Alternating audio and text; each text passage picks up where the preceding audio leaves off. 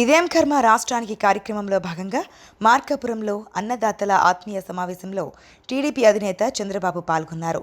తాను రైతు బిడ్డనేనని, రైతుల కష్టాలను నేరుగా చూశానని, భవిష్యత్తులో అన్ని విధాలా అండగా ఉంటానని చంద్రబాబు అన్నారు.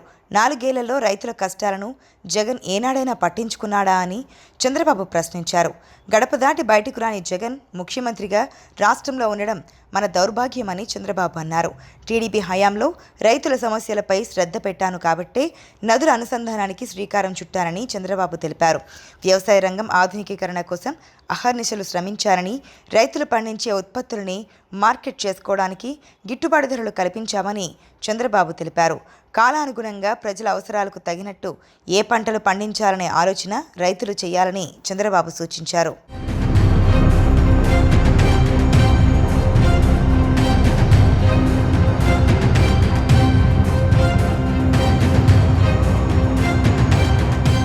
గత ఎన్నికల్లో జగన్ ఒక్క ఛాన్స్ అంటే జనం నమ్మి మోసపోయారని చంద్రబాబు అన్నారు. జగన్ పంటల బీమా సొమ్ము కట్టకుండా అబద్ధాలు ఆడారని చంద్రబాబు మండిపడ్డారు. జగన్ నోరు విప్పితే అబద్ధమేనని, ఎవరైనా అవినీతిపై ప్రశ్నిస్తే వైసీపీ నేతలు దౌర్జన్యం చేస్తున్నారని చంద్రబాబు చెప్పారు. ప్రజల కోసం, రాష్ట్రం కోసం భూములిచ్చిన అమరావతి రైతులపై తప్పుడు కేసులు పెట్టి వేధించారని చంద్రబాబు చెప్పారు.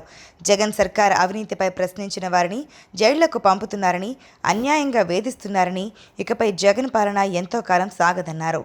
రాష్ట్రంపై 10 లక్షల కోట్ల రూపాయలు అప్పు తెచ్చి జగన్ సర్కార్ దోచుకుందని చంద్రబాబు అన్నారు. 2024లో వచ్చేది టీడీపీ ప్రభుత్వమేనని, రైతులకు అండగా ఉండడానికి ఏం చేయాలో అన్నీ చేస్తామని చంద్రబాబు హామీ ఇచ్చారు.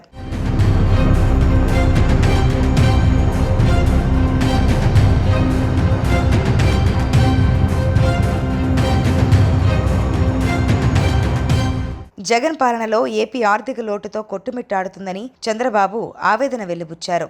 టీడీపీ హయాంలో రైతులందరికీ ఒకేసారి 50,000 రూపాయల రుణమాఫీ చేశామని గుర్తు చేశారు.